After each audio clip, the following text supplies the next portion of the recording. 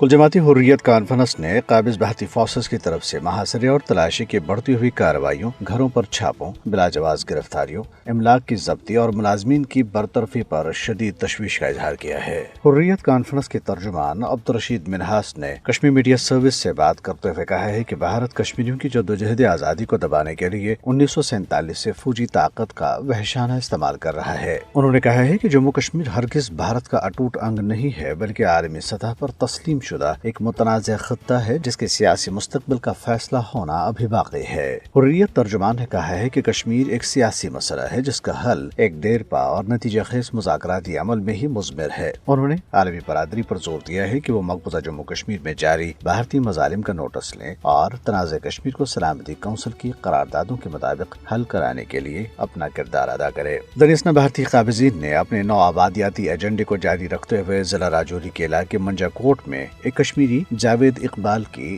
2 کنال سے زائد اراضی ضبط کر لی ہے۔ بی جے پی کی بھارتی حکومت نے اگست 2019 میں مقبوضہ جموں کشمیر کی خصوصی حیثیت کی منسوخی کے بعد سے کشمیریوں کے گھروں، زمینوں اور دیگر املاک پر قبضے کا سلسلہ تیز کر دیا ہے، جس کا مقصد ضبط شدہ جائیدادیں بھارتی ہندوؤں کو دے کر علاقے میں آبادی کے تناسب کو تبدیل کرنا ہے۔ دوسری طرف بھارتی قابضین کی طرف سے کشمیریوں کی جھوٹے مقدمات میں گرفتاری کا سلسلہ بھی جاری ہے۔ ضلع کولگام کے علاقے قیموں سے عبید خورشید، مقصود احمد اور عمر بشیر نامی 3 افراد کو گرفتار کر لیا گیا۔ اس وقت حریت رہنماؤں اور کارکنوں سمیت 5000 سے زائد کشمیری جیلوں میں مقید ہیں۔ کشمیریوں کی بے بنیاد الزامات کے تحت گرفتاریوں کا بنیادی مقصد انہیں بھارتی تسلط کو چیلنج کرنے کی پاداش میں سزا دینا ہے۔ قابض بھارتی فوج نے آج کپواڑہ کے علاقے کرالپورہ میں تلاشی آپریشن شروع کر دیا ہے، جس کے دوران شدید سردی کے باوجود علاقے مکینوں کو ہراساں کیا جا رہا ہے۔